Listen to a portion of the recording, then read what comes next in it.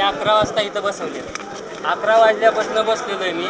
परत मध्ये एंट्री आली, मध्ये बाहेर उन्हाचं 2 तास बसवले, नंतर मध्ये 1 तास बसवले आणि पुन्हा नंतर अजून दुसरीकडे 1 तास बसवले. असे आमचे 9:30-10 वाजून गेले. फक्त त्यांनी चेक करतात म्हणजे फक्त एक आमचा हॉल तिकीट आणि एक आधार कार्ड चेक करतात. चेक केल्यानंतर सगळी प्रोसिजर व्यवस्थित व्हायला लागली आणि ज्यावेळेस आम्ही ग्राउंडमध्ये उतरतो ते 100 मीटर ज्यावेळेस 100 मीटर घेतात ते कॉल एकदम व्यवस्थित, ते एकदम फ्लॉप आहे.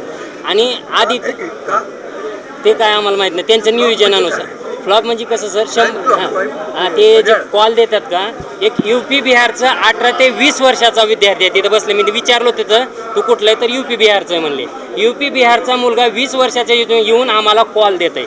ती सेट गो म्हणते, त्यांनी शिट्टी वाजत आहे आणि त्याच्या हातात बटन आहे. एक अधिकारी पण नाही किंवा एक कॉन्स्टेबल पण बसवलं. आणि सर फक्त मी 5वी भरती देतो, पोलीस भरती 5वी भरती. मी आतापर्यंत मला कधीच एवढे कमी मार्क पडले नाहीत. आता सध्या कोणी जरी एकाने स्टॉप वॉच धरला एक 10 ते 12 मार्क घेऊ शकते. मला 3 मार्क पडले 100च्या मीटरला.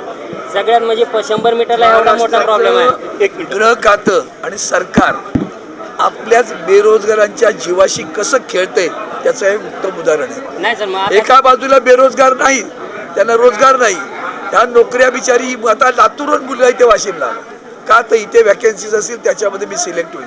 त्याला 10-12 तास बसवले जाते आणि कोणतरी मुलगा UP बिहारचा तो काय रेग्युलर एम्प्लॉई तुमचा का त्याला कॉन्ट्रॅक्ट दिलं. या सगळ्या गोष्टीची गंभीर चौकशी केली जाईल. तुम्ही मला लेखी द्या.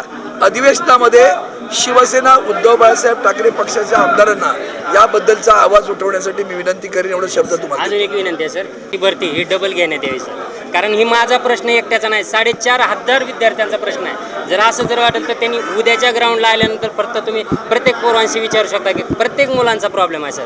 100 मीटर सगळं चुकीचं आहे, साफ चुकीचं आहे. आणि तिथं त्यांनी ते जे चिप आहे ना, चिप पूर्ण प्रॉब्लेम आहे, हे आहे प्रॉब्लेम दाखवते.